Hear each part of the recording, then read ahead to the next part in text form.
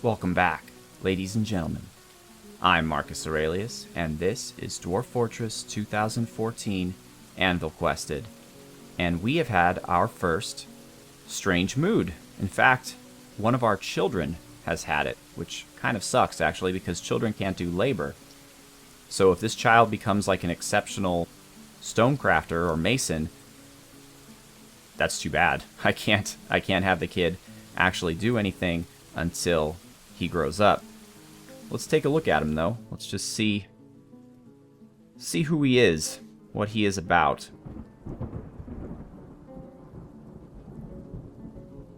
Aerith Abofed. Now, just so you know, I do not name children. I'm only naming the adults because the children kind of run around and do whatever they want. If it happens that a child becomes an adult through this LP, I will name them. But until then, I will not. So Aerith is undergoing a strange mood, will attempt to claim a workshop, and will attempt to create an amazing artifact. And this is why, as I mentioned before, I have turned off artifacts on all of my stockpiles, because I don't want this artifact, if it's a necklace or something, to get put in a bin and forgotten about. I want it to be free so that I can put it in an artifact stockpile later. And if that means it just sits at the workshop until then, that's perfectly okay with me. However, in my first episode of this LP, I said that one of the things about my doing Dwarf Fortress is I wanted to do it differently than anyone had done before. And I put some thought into things I could add to the oeuvre of Dwarf Fortress Let's Plays, and one thing I think I want to do is focus on the dwarves and the people. So I have decided that every episode I will roll a random number where each dwarf that is named will be assigned a number, and whatever number ends up, we will take a look at that dwarf. Take a look at what they like, what they don't like, what they do, who their family is. And I'll do this in every episode. I'll do one dwarf. Now, even at the best, this LP is probably not going to go any further than 50 episodes. So it's not going to get to everybody. And that's fine. Either we can just highlight some people, or we can create a whole new series of appendix episodes where I spend the whole episode going over dwarves and talking about them. And people could choose to watch that or not, depending on whether they're interested or not. Definitely comment on what you think. But for right now, we are going to do this. So I have assigned every dwarf in the fortress currently a number. And I've gone to this website, random.org. And this website has a true random number generator. So there are 20 dwarves that are named in my fortress. And I'm going to generate a random number to determine which one of them we're going to talk about. 11. Okay. So dwarf number 11 is Matheos. So we are going to look at Matheos. And he's in food service. So we're going to view him and look at his thoughts and preferences. So Matheos, Kesh Shak Bim, which translates in English to nothing, apparently. It's not translating to English. Maybe we can find that out in Dwarf Therapist. But he has been ecstatic lately. Or she, I'm sorry, Matheos is a she. She admired a fine door lately. She dined in a legendary dining room. Wow, it doesn't take much to make a legendary dining room, does it? She slept without a proper room recently. She dined in a fantastic dining room recently, and she talked with a spouse lately. Oh, she has a spouse. We'll see who that is. She has been satisfied at work. She is married to Argyle. Okay, so Matheos and Argyle are married, and Argyle's last name is Ringparched, which was translated into English, so that's nice. And they have one child, Ushrir Tenwet.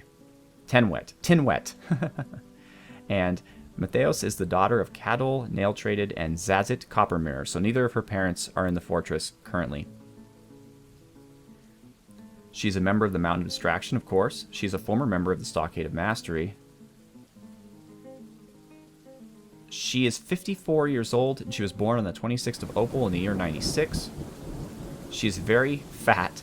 Her long hair is tied in a ponytail, her head is broad, her hair is chestnut, her skin is copper, and her eyes are copper. So she's got a little bit of a tan.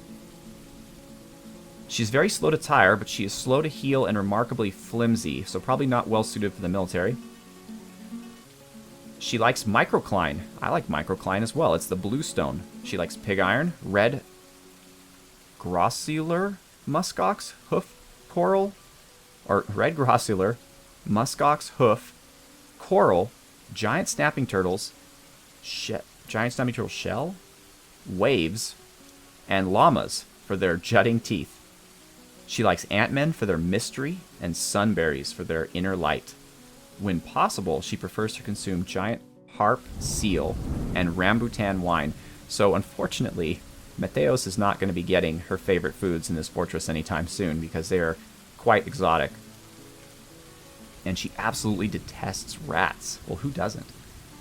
She has great creativity and a very good sense of the position of her own body. I guess that means kinesthetic sense, movement. But she has poor analytical abilities and a little difficulty with words. So not really a mathematician or a diplomat. She holds craft dwarfship to be of the highest ideals. I think that's pretty common. She believes that honesty is a high ideal. She personally sees cooperation as very important in life, and she finds leisure time wasteful. So she's very hardworking. She dreams of crafting a masterwork someday. Okay. I think I can just move. Yep. She never acts without prolonged deliberation, even to her own detriment and the harm of those around her. So if you are hanging off a cliff and you need to be saved, Mateos is probably not the one that you want to be there. She has little time for forgiveness and will generally seek retribution. So Mateos is a unforgiving and vengeful woman. She has little time, or she is a pessimist. She desires little for herself in the way of possessions. She has a tendency to go it alone without considering the advice of others. She is quick to form negative views about things, and she has a noticeable lack of perseverance. Goodness gracious. She is pleased by her own appearance and talents. She is slow to trust others. She often feels discouraged.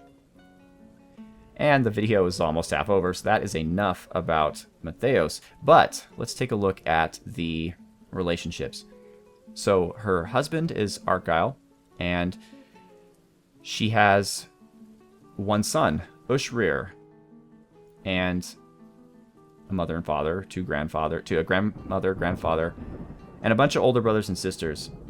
But none of them, except for maybe the son, are at the fortress. I would know because they would be named. But it looks like Ushrir isn't even at the fortress because, as you can see, I cannot view him or zoom to him. So Ushrir is somewhere on his own. So it looks like Mateos and Argyle moved to the fortress on their own. Interesting. So in the meantime, I've set up some nest boxes down here for my turkeys. I have created a furniture stockpile here. I don't understand this, and apparently no one who watches this knows a lot about the game, or at least the questions I ask, because I don't get answers for them, but I don't understand how sometimes my stockpiles have holes in them. That never used to be the case in the old version. If you had stones or whatever on top of a stockpile, as soon as that stone was removed, the stockpile was there. But that appears to not be the case here, and I want to know if this is like a bug in the new version, or if there's some way for me to turn it off, because it gets really annoying. And then I have my workshop area a bit better set up. I have a gem stockpile here, a leather stockpile here, and metal, or at least ore stockpiles here for my magnetite and hematite, were my two smelters. I want to start getting the digging done of my defense, because we're going to get attacked at some point very soon. But I need more miners. If I get a migration wave, hopefully I'll get some miners with them. Right now the diggers are digging out this section. It looks like they're done, actually. They're digging the section of the burial chamber so that I could build some coffins and put to rest the 3 brave dwarves who saved our fortress, the merchants. I am going to memorialize the military dwarves that died, even though they're not technically my citizens. I will memorialize them. So actually, it's probably a good idea to open up the memorial hall. And because I'm going to have an artifact pretty soon, let's open up the artifact hall as well. Just one of them for right now. Okay, lovely. And then once that's done, we can focus on our defensive floor. I am building a bunch of beds, but I haven't yet started getting ready to outfit the bedrooms. I have created a block stockpile up here on the surface to make it easier for my dwarves to build this wall that I am building. So that's that. So let's see what our little enterprising dwarf child is going to build. Now, one way we can do that is we can go V, I believe it is. Yes, we can. We can find Aerith, and we can push F to follow Aerith. So we can see what... You there, this workshop's mine now. Okay, so it looks like Aerith has claimed a crafts dwarf's workshop, which is common. They tend to make stone crafts. So Aerith is... We've stopped following Aerith. Well, that's okay. Let's just keep an eye on things. Aerith will eventually come back, hopefully. You know what? Let's just... Okay, so Aerith is our only child. And we cannot follow from here, but we can zoom to them and then follow. She is peculiarly secretive. Alright, she's got a big stack of wood. Interesting. So it looks like it's going to be a woodcraft. Oh, there she goes again. More wood. And of course she grabs the wood from the furthest part, so it takes her the long time to deliver that wood into the fortress. Come on, Aerith. Okay, so she's begun a construction. So we're going to move aside and do other things, and we will be notified when that construction is complete. Luckily, she will not be going insane, or he, I suppose. My nest boxes are ready, so you know what? We can talk about turkey utilizing, I guess. So what I'm going to do is I'm going to create a zone, and I'm going to make this zone go from here to about here. And this zone is going to be a pen and pasture, but specifically for turkeys, and specifically for our gobbler, and eventually one of our hens, and eventually any baby turkeys, little turklets, I suppose. And so then what I'm going to do is I'm going to create tiny little zones that are just 2 in size. And they're also going to be pen pastures, but specifically for one of our turkey hens. Okay, there's that one.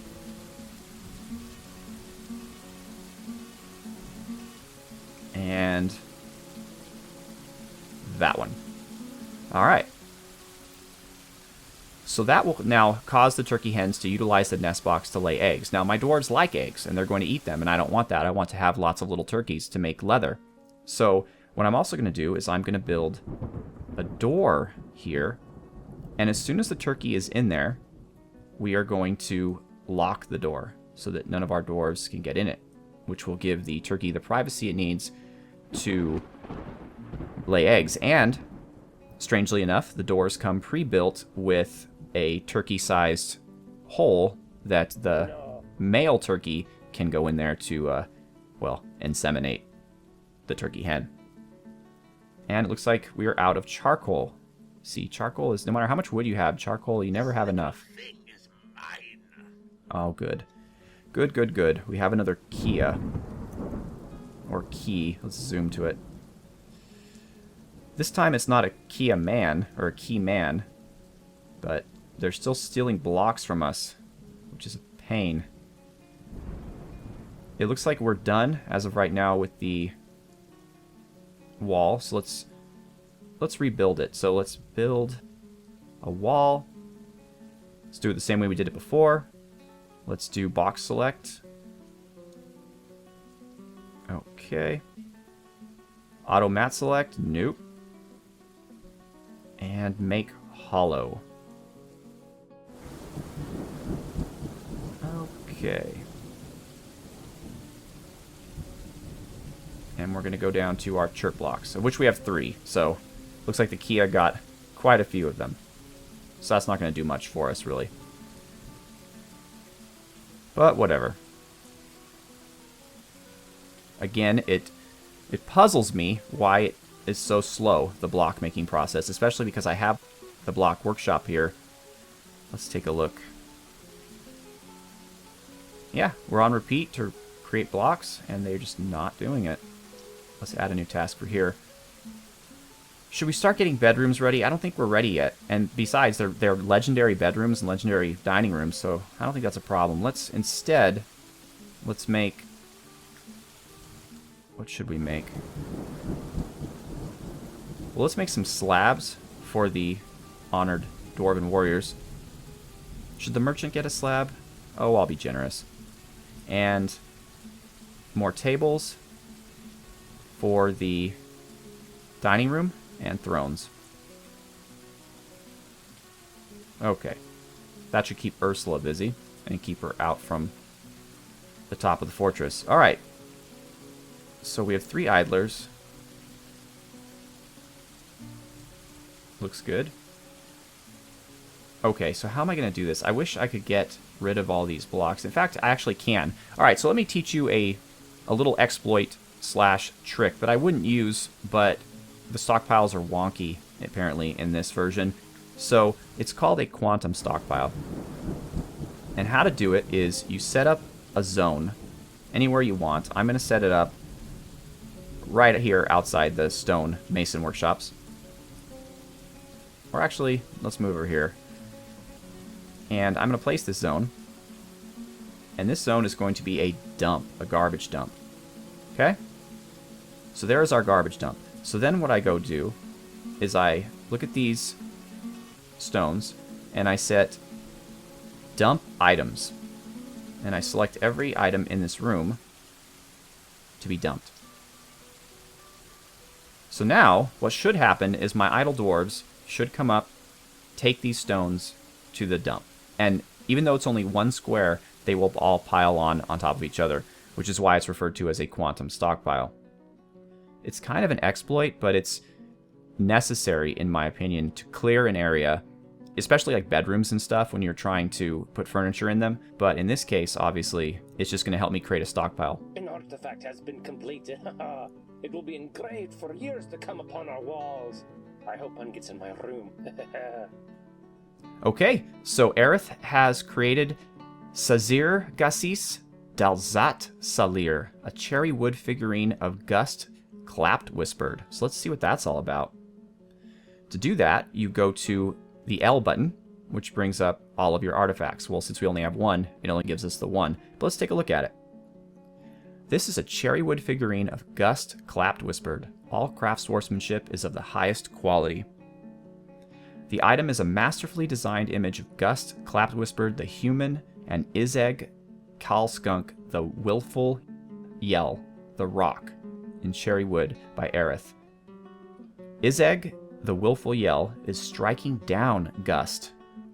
The artwork relates to the killing of the human Gust Clapped Whispered by the rock Izeg in the Grand Walls in 89. So we'll write down this guy's name, and next time we go to Legends mode, we will look and see what's up with Izeg and about his adventures. This took place in 89, so many years ago. We're in 150, so this took place 61 years ago. On the item is an image of dwarves in cherrywood. The dwarves are laboring. The artwork relates to the foundation of Chuckled Lancer by the Saber of Murdering. Oof, that's a tough name. Of the Ageless Manor in 3. So not only is this figurine of this rock killing this human, but on that figurine is engraved the founding of Chuckled Lancer. So it's a figurineception, so to speak. Okay, well, cool. It's our first artifact, and we shall display it prominently in our Hall of Wonders. Let's see here. So let's just get this started. So let's do a finished goods, because it is a finished good. So that's G, a finished goods stockpile. And we'll do it on this wall, like that. Okay. Now, we have to quickly say we don't want any bins. No bins, no barrels. And we're only going to allow artifacts. Okay? And eventually we'll add other things as we need to, but for right now, finished goods is enough. And so what should happen is this artifact, if we give it a little bit of time, will be delivered to this stockpile. And let's see.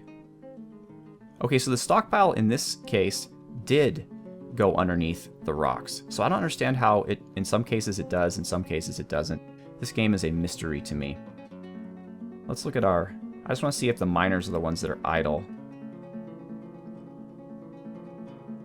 Let's go by profession. Argyle's our only miner. What is he doing? Argyle is... It doesn't really tell us what he's doing. Maybe I should go to labors. There we go.